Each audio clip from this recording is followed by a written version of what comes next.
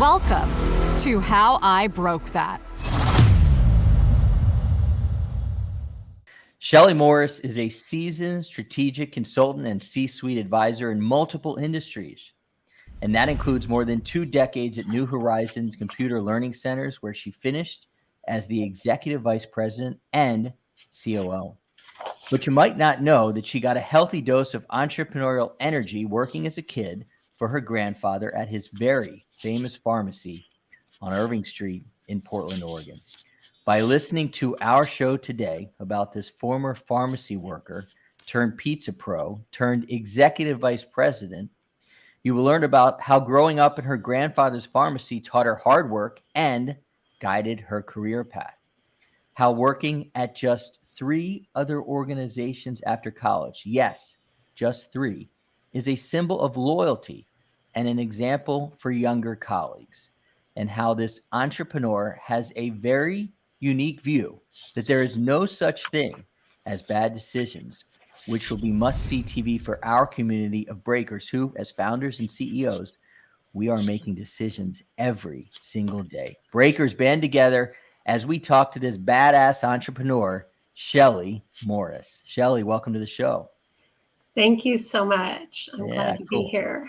Good. Glad to have you. And because it's my show, our show, I can say badass, which is pretty cool, because that's what you are. I did some research on your grandfather's pharmacy because I've got some roots, certainly not roots as strong as yours in Portland. And every single person I talked to knew that pharmacy and had fond memories of it. As do I. Yeah. Tell us about that pharmacy. Wow. Well, yeah, growing up in Portland, small town at the time, it's on the map today. But back in those days, the corner pharmacy, the corner restaurants, sense of community, very, very important growing up. And so my grandfather's pharmacy serviced really the Portland community for many, many years, all aspects. And I was fortunate to, on weekends and on holidays, get to work in the store. And at the time, it was fun and sometimes boring based on what he had me do. But when I look back, what a great experience. And so, take us back and we will, put up some pictures here and there, but paint the picture in black and white if you need to, because that's a lot of the pictures I saw were in black and white, what it looked like and how much were you paid? All right. Well, fun times back then. I think the square footage, maybe the pharmacy was maybe 2,000 square feet, and it had all the front end products that people would come in, as well as a soda fountain area where you can come and get drinks and burgers. And then there was the prescription area. And it was very unique compared to today, because corner pharmacies, there were a lot of corner pharmacies in Portland, but he had a real mix of customers, and he prided himself on being open every single day of the year, being there for the customer.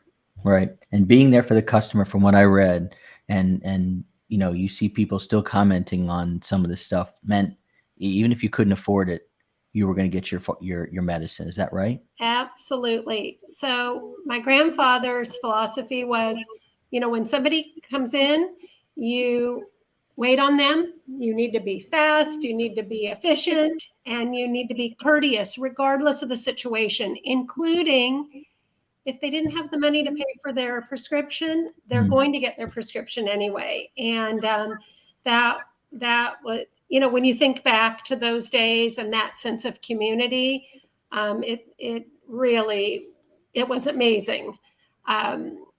And even thinking back to the different types of customers, there were very famous customers and not so famous customers, but everybody was treated the same. And I really love that.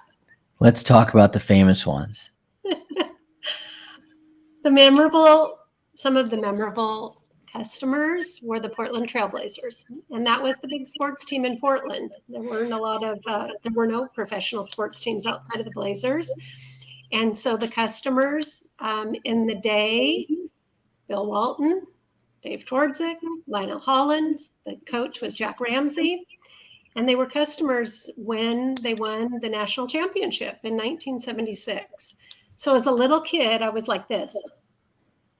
Yeah. Because I was little and they were up here, and it was really fun. And they would come to the store, and then they would come behind the counter. They would go visit with my grandfather, and they were friends of the family. That's amazing. Really, really fun.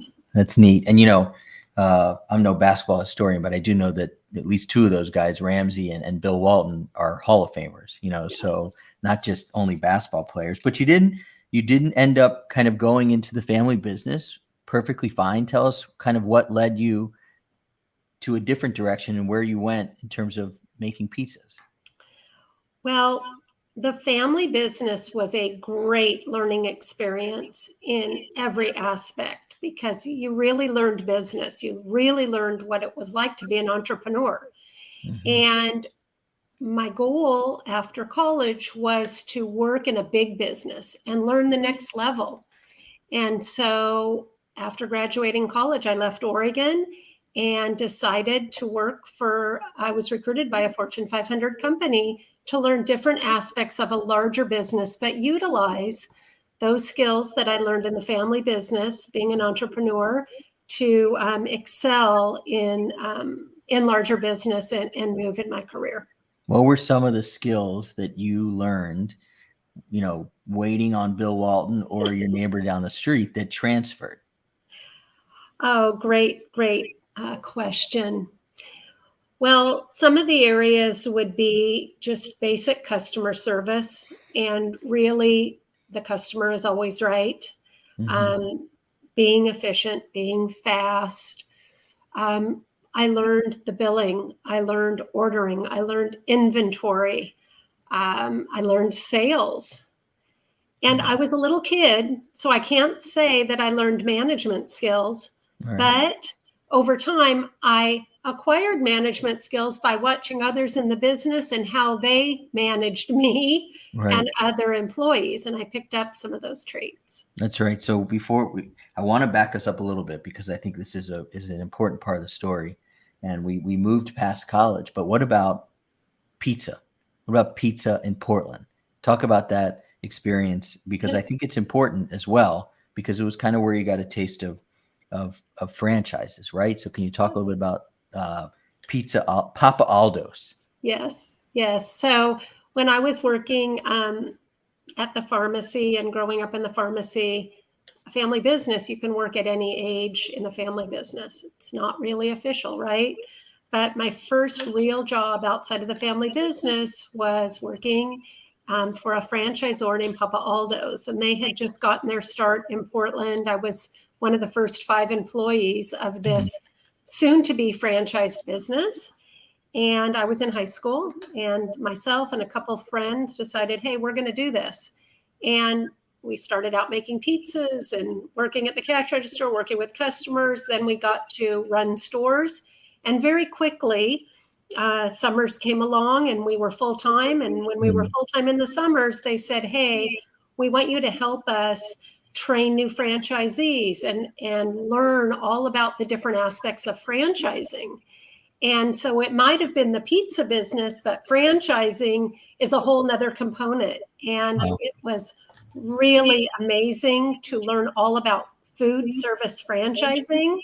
And really my career from there really excelled in franchising. Even though it wasn't in food service, it was still the fundamentals of franchising I learned in high school when I worked in the pizza business. Wow, that's amazing. And you can do some research also on Papa Aldo's, and there are people who will talk about that place as well. So just so we do the timeline correctly, pharmacy, Papa Aldo's, first job out of college was ADP, right? Yes. And then we get ourselves to New Horizons. Is that an accurate timeline? So I went in between. I went to First Data, That's I was right. at First First Data. Data, and then I went to New Horizons. Okay. And I think we need to spend a decent amount of time talking about New Horizons, because it took a chunk of your career in a very great way. So talk about getting to New Horizons. What brought you there? What attracted you? Because obviously I think when you make a decision, you make it with your heart and your mind. So why New Horizons? So when I was at First Data, which is the financial services business, also at the time it was franchised, I learned a whole new industry. I came from payment processing at ADP, went into financial services, built a team, built relationships in the Fortune 500, had a lot of projects, and learned many, many skills, everything from sales to leadership, customer service, etc.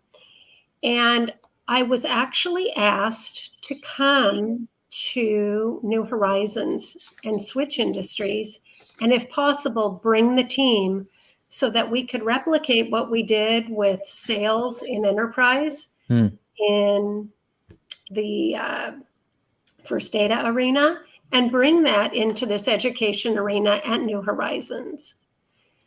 And so with that, I spoke with the team, and we decided to switch industries, learn a whole new industry, IT, but the fundamentals are the same. Working with enterprise accounts, understanding the needs, putting together solutions. And here we are today, 23 years later. 23 years later. So take us along the track. So now we understand kind of how you got there, and you brought your team. And so can you just condense, 23 years of working at this organization into a minute or so, because you went from where you told us coming to the executive vice president and COO? Yes. So when I came to New Horizons, it was about enterprise and developing an enterprise program and leveraging relationships and building a practice within a practice. Very entrepreneurial, because New Horizons as a franchise business is all about local account management, local account penetration. So by having an enterprise program and knowing enterprise customers are all around the world and they have needs locally, we could overlay this onto this existing beautiful local model. So myself and our team did that with the New Horizons franchise community. And then I was fortunate enough to be asked to do different roles over the years, each one being like a new business, being an entrepreneur, whether it was strategic relationships with technology partners and really understanding new products, new product development, or how do you market to the enterprise, the local business, and the governments, or how do you build and sell franchises. These types of experiences, they were all very entrepreneurial. They were all within one organization, but one led to another. And over time, I could take all those experiences, bring different team members along, bring on new team members, and just keep going and going and going up through the COO role.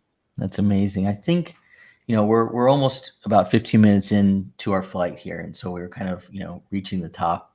And I wanted to save this part of our conversation for the middle because, our audience is relatively filled with people who are into breaking shit, and I'm not saying that you're not a breaker. You're more than welcome in the community, but it seems like you've everything you've done since Irving Street, kind of has made perfect sense, just like woven in from, working hard, loyalty, franchises, and it's all made sense. And when you look at the places you've kind of been in the same place in these same organizations, which is fantastic, but it's different than a lot of people.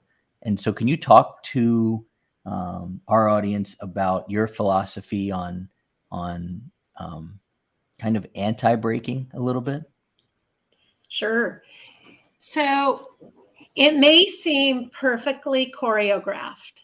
However, In real life, nothing is perfectly choreographed. Mhm. However, my philosophy is always look forward, look for the positive, and make the best of the situation. Okay. Mhm. So there, along the way, there's bumps and bruises and very little roadmap in every situation. Just like being an entrepreneur, there's not always this perfect roadmap. So you have to be creative. You got to put yourself out there and make it happen. And that's what I feel I do. But I always hear the notion of, well, if they wouldn't have done it this way, or if they would have done it that way. And in my mind, I think about that a lot and say, one, let's look forward, let's look at the positive, but also just because a decision was made in the past that you might not like based on today's circumstance, a lot of times those decisions were an agreement between the parties. They were happy at that moment in time. Mhm. Times may have shifted, but looking back and saying that's a bad decision, unless you were there and you were involved in it, it was probably the right decision at that moment in time. Namaste. No, I appreciate that, and I think it's helpful. Kind of it's a unique approach, especially for our audience, and so I think it's helpful to hear that. And I am happy that you're kind of walking me through it again, because I heard it, in our pre-interview. And so now let's talk about you and going forward. So in the last couple of weeks, things have changed a little bit at New Horizons, and talk about what you're doing now. Absolutely. So, New Horizons, a fabulous experience, a wonderful 23 years, Mhm. and such amazing relationships within our franchise community and with all of our partners and our customers. The impact we've made globally is amazing. And I'm so happy that I'm able to continue with that impact. I'm going to remain working with the ed tech community and innovation and technology, and working with entrepreneurs and private equity and VCs and family offices to help those organizations get their message out there, help them grow those businesses, and really look for opportunities, in the global marketplace. The lens I come through and I look through is sometimes different because I'm not as into their business as they are. Mhm. And so I found over the years, as I've been networking with lots of different people in lots of different industries, I always say, wow, I hadn't thought of that because I haven't experienced that way. And so I anticipate going forward, continuing working in those advisory and board roles to help accelerate growth in all different types of businesses. So because you are a third party, does that present challenging conversations with your clients at times? And how do you continue to stay forever positive, even though you might be delivering some news that they might not agree or be interested in hearing?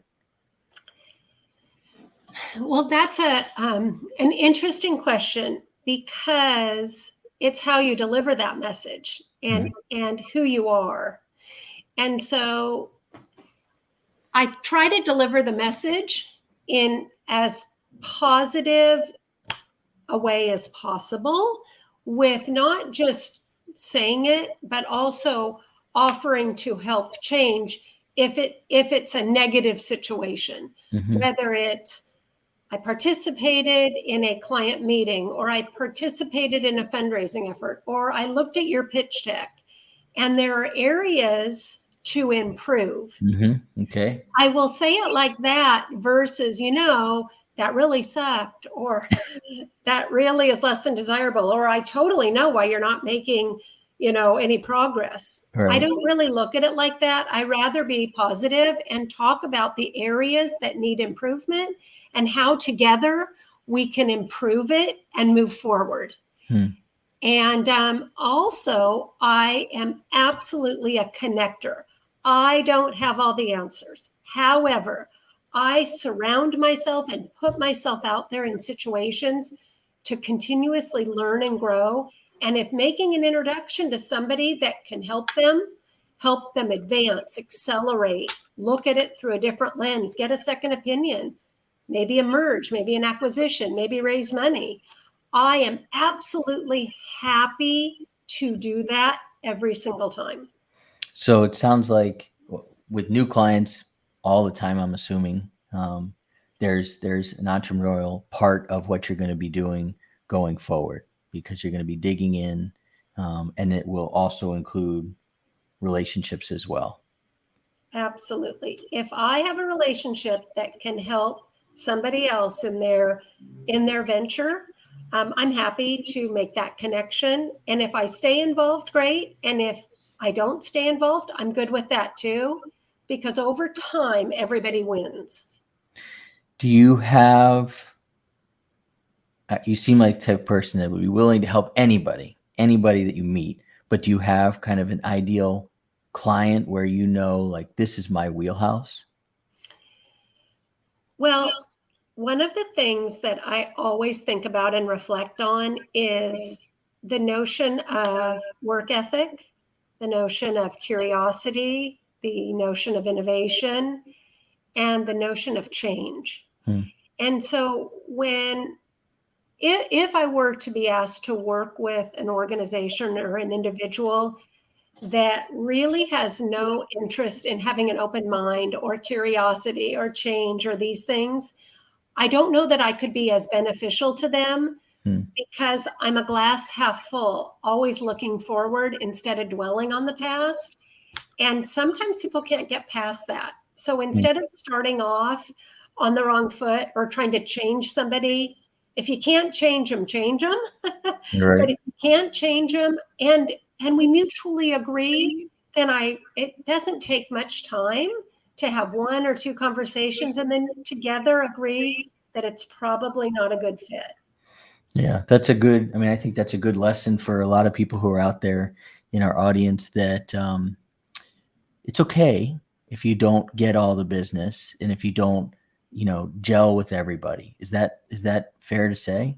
Absolutely. The other thing that I think is really important is this notion of everybody is not an ideal candidate or not ideal candidate for your business. And I use this example that I personally think that work ethic comes from within, curiosity comes from within, putting yourself out there comes from within. It's very hard to train people on those things. But if you're looking for talent that may not look the same as you, act the same as you, talk the same as you, in the same geo as you, that doesn't mean they're not an amazing candidate.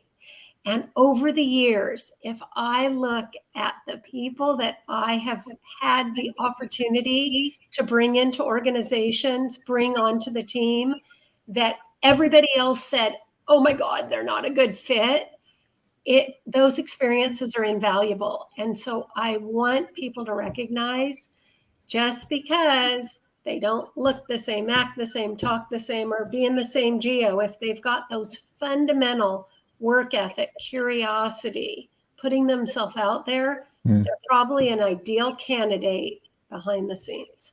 So you know what you're looking for in somebody that wants to work with you or on your team. There's no got you on this show. I'm not going to bring up somebody and be like, hey, Shelley, this person is from your past. But what would people say, or what would you hope people would say about you as a colleague? I think they would say I loved working on Shelley's team. I liked working in collaboration with Shelley at all roles, whether they were above me, at my level, below me. I think they would say that they like the attitude, the approach, the work ethic, and that if there were opportunities to work together in the future, I'm in. Yeah. And I love that, because I'm pretty sure most people you ask would say that. Yeah. I can 100% believe that. I wasn't able to do that research. I was able to find Irving Street. I was able to find Papa Aldo's, but I wanted to ask you what people thought, because I always think that's interesting. As we kind of land this plane here, I wanted just to ask you, what, as you kind of move into this new part of your professional and personal life, what does success look like for you? Success looks like a win-win, a joint opportunity that brings the win to both parties, and just doing it naturally. My philosophy is just be nice, just smile, just be positive. And if you can make an impact, whether it's economic impact with the company or social impact, I believe that if it's a win-win, that works for me. Yeah. And I've had many, many win-wins over the years. It does not come easy. It does not always come fast. But if you just stay the course, things work out for the best. Cool, Shelley. Well, I think that this has been an easy and fast win-win, I hope, for you on your side, and then for our audience on this side and my team, because I think that you've brought a different perspective, which is really cool. And the story is inspiring. It's different of, kind of being more at one organization and really just sticking to, that it's all good. Like you made that decision, you made it then, here you are now, and let's move forward. And so I think those are lifelong lessons, personal and professional, that everybody can gain from listening to this show. Excellent. I really appreciate the opportunity, and look forward to continuing the conversation at some point. Thanks, John. Thanks for listening. Next time on How I Broke That.